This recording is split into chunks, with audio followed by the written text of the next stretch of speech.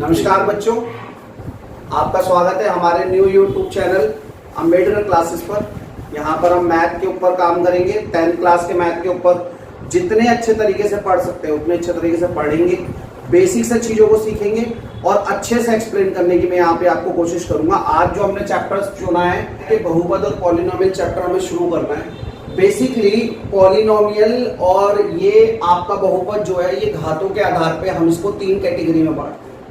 3 category, पहली रैखिक बहुपद जिसको हम इंग्लिश में लीनियर पॉलिनोमियल बोलते हैं, और अगर इसकी एक जनरल इक्वेशन अपने दिमाग में रखें सो डैट कि हम इक्वेशंस को पहचान पाए, क्योंकि इक्वेशन तो इतनी सारी बनाई जा सकती है इसके ऊपर कि कोई हिसाब नहीं। हमने एक जनरल इक्वेशन बना ली सो डैट कि हम इसको समझ सके। एक हमारे माइंड में इसका एक स्केलेटन रहे ax plus by plus c is equal to 0। In that equation आप जानते हो जो a है वो x का कोफिशिएंट या गुणांक है जो कि आपने 9वीं में सीखा है। y जो है वो b जो है वो y का गुणांक है, और c जो है वो आपका अचर पद या कांस्टेंट टर्म जिसको हम बोलते हैं। ऐसे ही द्विघात बहुपद, द्विघात यानी कि क्वाड्रेटिक पॉलिनोमियल, इसकी इक्वेशन होती है ax square plus bx plus c is equal to 0।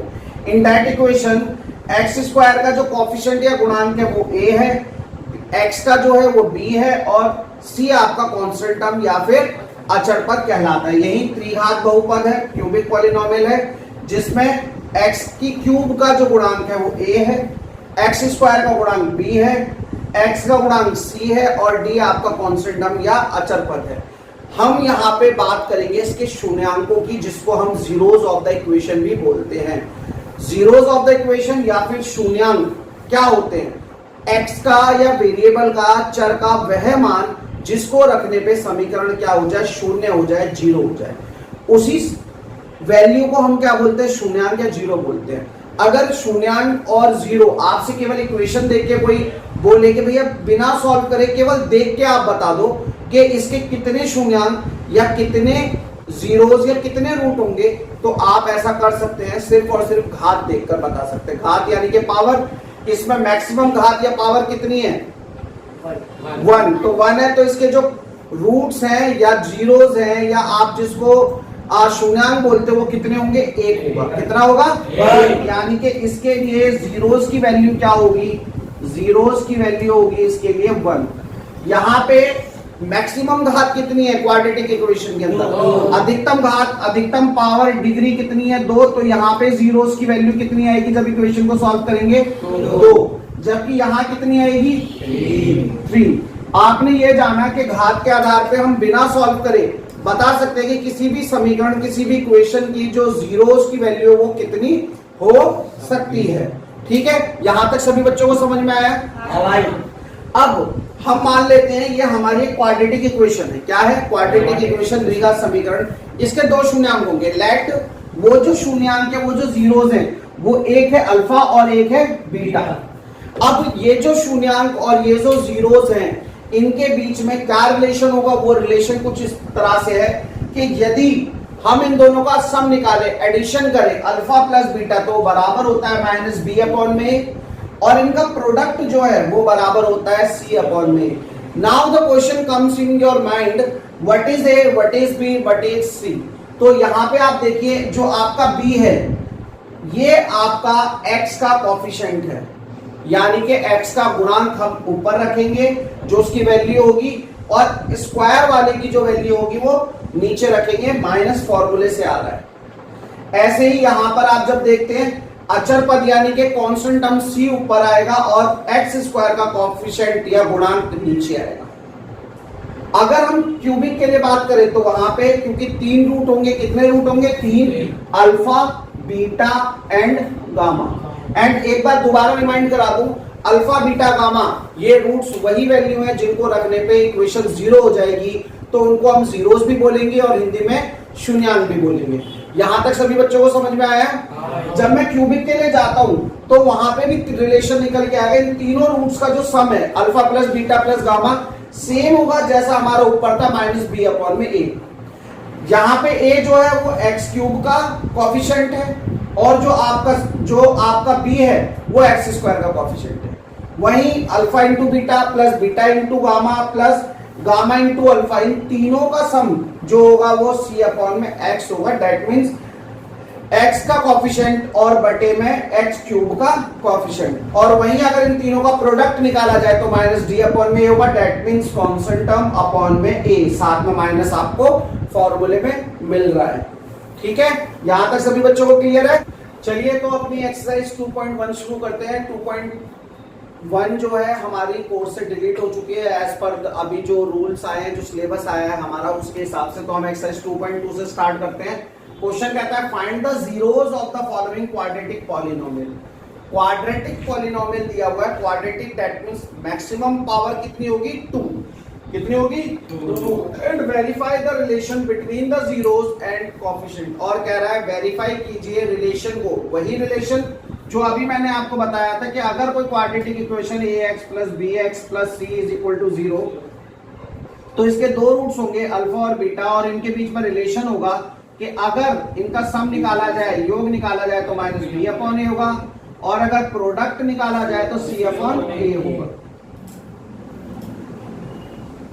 ठीक है, इसी रिलेशन को हमें इस इक्वेशन के लिए वेरीफाई करना है।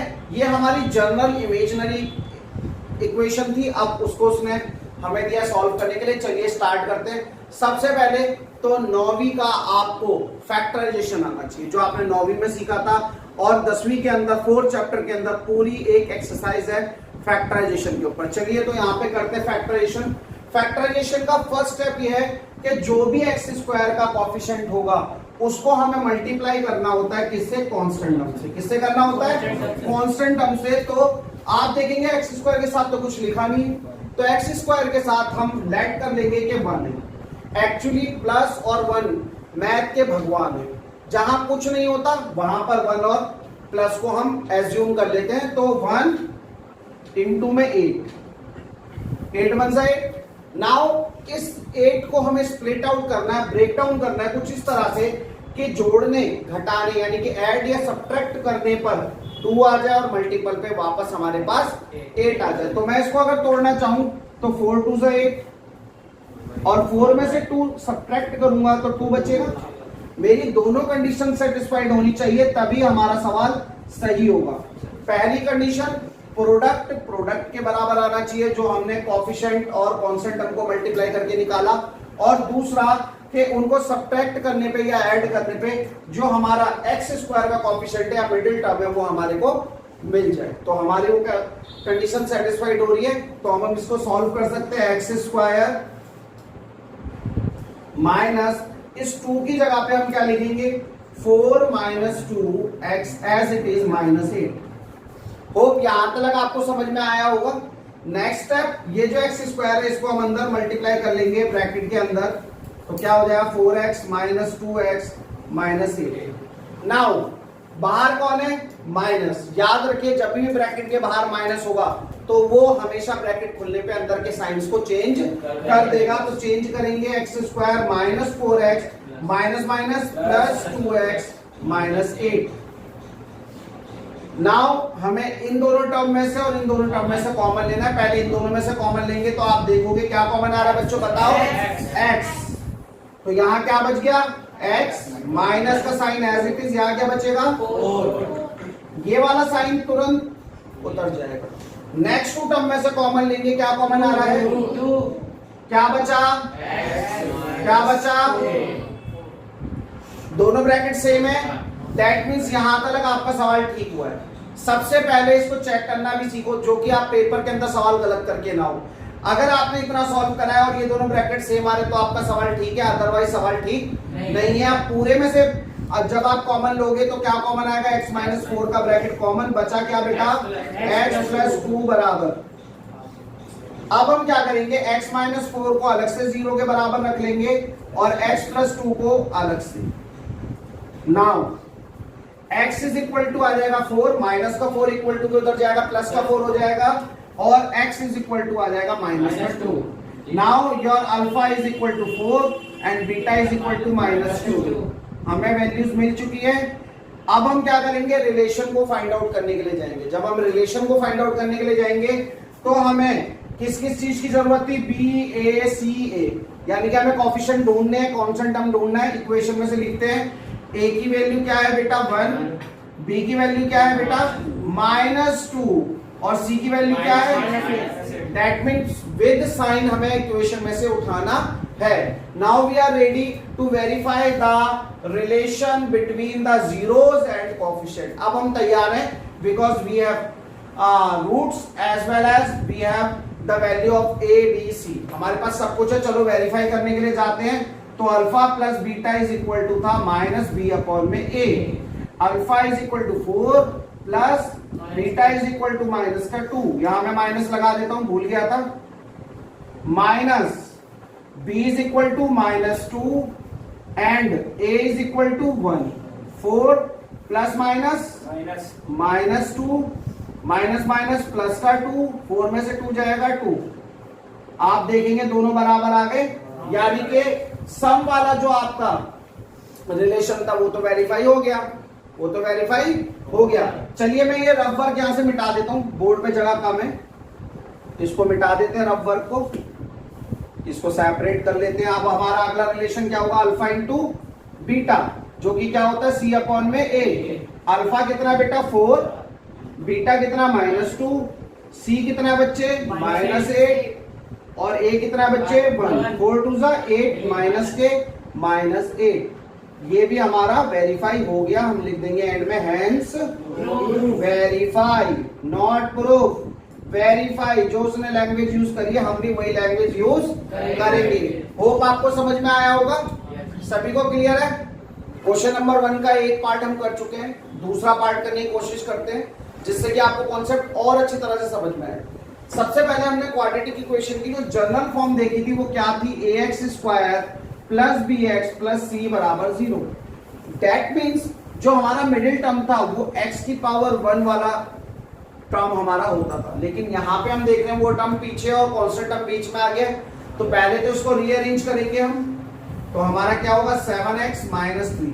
आप यहाँ पे देखेंगे विद साइन आगे पीछे हो रहे हैं, टर्म्स जब भी आगे पीछे होंगे अपने साइन को लेकर होंगे। अगर उनके साथ माइनस का साइन है तो माइनस का साइन आगे पीछे होगा, और प्लस का साइन है तो प्लस का साइन आगे पीछे होगा साथ में। अब फिर वही पहला स्टेप, हमारा जो फर्स्ट स्टेप था वो क्या था बताओ बच्चों।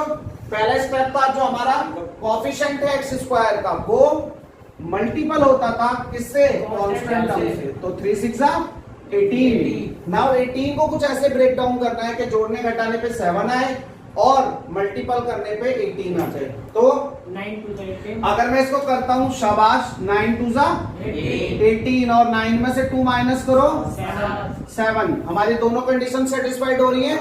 अगर दोनों कंडीशन सेटिस्फाइड है तो हम आगे सॉल्व कर सकते हैं 6x² minus 9 - 2x - 3। Now next step is जो आपका x है वो अंदर मल्टीपल होगा, x² माइनस 9x - 2x - 3।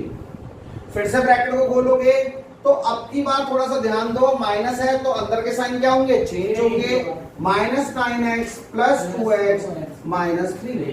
इन दोनों में से अलग से कॉमन, इन दोनों में से अलग से कॉमन। इसमें से कॉमन लोगे, क्या कॉमन दिख रहा है 3x। देखो 3 के टेबल में 6 भी आता है और 9 भी आता है, यानी कि 3 कॉमन है और x कॉमन है। ब्रैकेट स्टार्ट, यहाँ क्या बचा 3 2 2 बचा और x माइनस यहाँ क्या बचेगा 3 3 9, x तो बाहर चला गया। अगर आपको ऐसे समझ में नहीं आ रहा तो चलो इसका एक शॉर्टकट बता देता हूँ, एक और तरीका, इसको आप तोड़ लो। 6x² को मैं तोड़ सकता हूँ 3 2 6 इंटू में x और 9x को मैं तोड़ सकता हूँ 3 इंटू 3 इंटू में x। जब हम कॉमन लेंगे x कॉमन आ रहा है और 3 कॉमन आ रहा है। जो कॉमन था 3x उसको बाहर लिख लिया, बचा क्या 2x, वो ब्रैकेट में साइन सेम उतर गया, यहाँ 3 बचा उसको उतार दिया। गॉट इट माय पॉइंट, समझ में आया, आगे बढ़े। चलो ये वाला साइन तुरंत नीचे उतरेगा। अब इनमें कुछ कॉमन दिख रहा है भाई, देखा जाए 2 और 3 क्या है, प्राइम नंबर है, अभाज्य संख्या है, कॉमन तो कुछ हो ही नहीं सकता। तो जहां कुछ कॉमन नहीं है वहां कौन आएंगे, मैथ के भगवान जी, और मैथ के भगवान जी कौन है 1, और ये एज इट इज। दोनों ब्रैकेट सेम है, सवाल हमने यहां तक ठीक करा है, यहां तक ठीक करा। पूरे में से कॉमन लोगे, क्या कॉमन आएगा 2x - 3 और 3x + 1। समझ में आ गया यहां तक। चलो इसको मिटा देता हूं। अब हम इसको करेंगे तो क्या होगा देखो, 2x माइनस 3 बराबर 0 और 3x प्लस 1 बराबर 0। तो 2x बराबर 3 और x बराबर 3/2। सेम इसके लिए होगा 3x इज इक्वल टू -1 और x इज इक्वल टू -1/3। हमें अल्फा और बीटा की वैल्यू मिल गई। अब हमें क्या देखना है इक्वेशन में से a b c।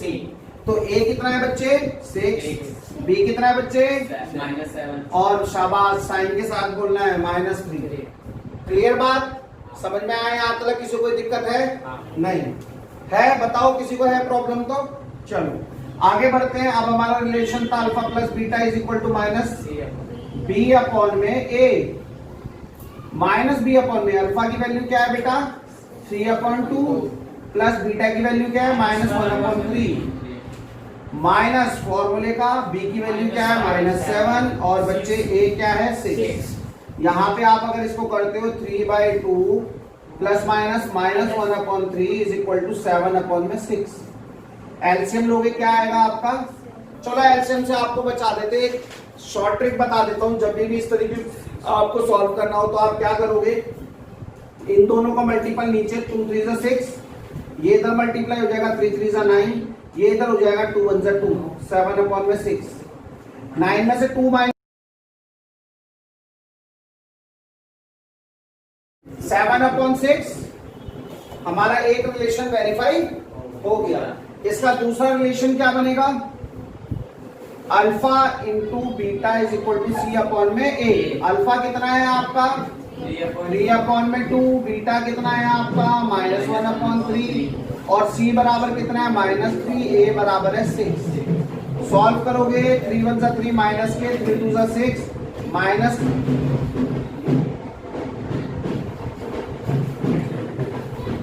और ये वेरीफाई हो गया। चलिए एक और पार्ट देख लेते हैं। इस पार्ट को लेने का कारण ये है कि अभी तक जो क्वाड्रेटिक इक्वेशन हम पढ़ रहे थे उसके अंदर टोटल 3 टर्म्स आ रही थी, but in that equation we have only 2 terms. अब इसमें कौन सी टर्म नहीं है? इसके अंदर आपकी कांस्टेंट टर्म अवेलेबल नहीं है। तो उस सवाल को कैसे करेंगे वो भी आप एक बार देख लीजिए, आपको समझ में आ जाएगा। तो अब जब मैं इसको करने के लिए जाऊंगा तो जो मेरा पहला स्टेप था कि जो मेरा स्क्वायर वाली टर्म था उसको कांस्टेंट टर्म से मल्टीप्लाई करना था, वहां पे ये नहीं होगा। यहां पर हम सीधा कॉमन लेना शुरू कर देंगे। क्या लेना शुरू कर देंगे? आप देखोगे 4 है और 4 की टेबल में 8 आता है, दैट मींस 4 कॉमन है। और आपका क्या कॉमन है? u। बचा क्या आपका? u प्लस में 2, 4 2 से 8 होता है। अगर ये समझ में नहीं आया तो इसको तोड़ के लिख लो, मैंने आपको बताया ही है। आप 4 कॉमन हो गया, u कॉमन हो गया, 4u बाहर, u प्लस में 2 अंदर बच गया, है ना सिंपल। तो अब आप इसको सीधा सीधा 4u जो है वो 0 के बराबर हो जाएगा, u प्लस 2 भी 0 के बराबर, u बराबर आ गया 0 और u बराबर आ गया -2। कितना इजी है ना। या फैक्टराइजेशन जो है आधा हो जाता है, केवल और केवल कॉमन लेकर हम उसको 0 के बराबर रख के हम अपने अल्फा और बीटा यानी कि रूट्स निकाल सकते हैं। ये अल्फा है और ये बीटा है। नाउ अब हमें चाहिए किसकी वैल्यू? ए बी सी की। तो बेटा ए है आपका 4, बी है आपका 8 और सी आपका यहाँ अवेलेबल ही नहीं है, तो हम उसको क्या ले लेंगे? 0। अब इसको आगे सॉल्व करेंगे तो relation alpha plus beta minus B upon में ए और alpha into beta is equal to c upon में ए। तो अल्फा प्लस बीटा यानी कि अल्फा कितना है 0, बीटा कितना है -2, बी कितना है 8 और ए कितना है 4। समझ में आ रहा है? प्लस माइनस -2, 4 2 जा 8 माइनस के 2 और -2 इज इक्वल टू -2, दोनों साइड बराबर आ गई, वेरीफाई हो रहा है। अगला करने के लिए जाएंगे अल्फा इंटू बीटा। तो क्या होगा बच्चों? अल्फा था 0 इंटू बीटा था -2, सी था आपका 0, ए था आपका 4। कितना हो जाएगा? 0 से मल्टीप्लाई 0 और 0 और ये वेरीफाई हो गया। क्वेश्चन नंबर 1 आपको समझ में आया होगा। मैंने उसके हर तरीके के क्वेश्चन आपको समझाने की कोशिश करी। बाकी के पार्ट्स आप करने की कोशिश कीजिए। अगर आपको डाउट आता है तो हमारे कमेंट बॉक्स में नीचे आप क्वेश्चंस को डाल सकते हैं, मैं उसकी भी एक वीडियो बना के आपके लिए डाल दूंगा। आप सेकंड क्वेश्चन को जब आप पढ़ेंगे तो बोलते हैं फाइंड अ क्वाड्रेटिक पॉलिनोमियल। आपको यहां पर एक इक्वेशन खुद फाइंड आउट करनी है with the given number as the sum and product, जिसका सम यानी कि योग, प्रोडक्ट यानी कि गुणनफल दिया हुआ है किसका, जीरोस का। दैट मींस जो पहले पार्ट में आपको वैल्यू दी है 1/4, सम के हिसाब से वो अल्फा प्लस बीटा की वैल्यू है, और प्रोडक्ट के हिसाब से वो -1 अल्फा इंटू बीटा की वैल्यू है। जब हमें इस तरीके से इक्वेशन फाइंड आउट करनी है तो यहां पे हमें एक छोटा सा फॉर्मूला याद करना पड़ेगा इक्वेशन का, जो कि क्या होता है, x square minus alpha plus beta x plus alpha into beta is equal to 0। X square minus alpha plus beta की वैल्यू क्या है बच्चे, 1/4 प्लस अल्फा इंटू बीटा की -1 बराबर 0। जब इसको हम सॉल्व करते हैं तो क्या हो जाता है, 1/4x minus 1 is equal to 0। अब डिनोमिनेटर में 4 है, आप इसको सॉल्व करने के लिए कुछ भी मत कीजिए, जो आपको डिनोमिनेटर में नंबर दिखाई दे रहा है उसी से पूरी इक्वेशन को क्या कर दीजिए, मल्टीप्लाई कर दीजिए। जैसे कि 4 इंटू में एक्स स्क्वायर माइनस 4 इंटू में 1/4x माइनस 1 इंटू में 4, तो ये आ जाएगा 4x स्क्वायर माइनस 4 से 4 कट गया x माइनस 4 बराबर 0। और ये आपकी क्वाड्रेटिक इक्वेशन बनके तैयार हो चुकी है। इसके बाकी पार्ट्स भी इसी तरह से होंगे, कोई भी खास वेरिएशन है नहीं, बस इस फॉर्मूले वाली इक्वेशन में आप रखो, आपको इक्वेशंस बनके मिल जाएंगी। होप आपको वीडियो अच्छी लगी होगी, समझ में आई होगी। अगर समझ में आया है और लगा है कि हमारी जो पहल है, जो हमने शुरुआत की है वो अच्छी है, तो उसको सराहने के लिए आप इसको शेयर और लाइक जरूर करें, बेल का आइकॉन दबा दें, जो कि हम आपके लिए जितना हो सके उतनी अच्छी अच्छी वीडियो बना के डालें और आपको वो वीडियोस का नोटिफिकेशन सबसे पहले मिले।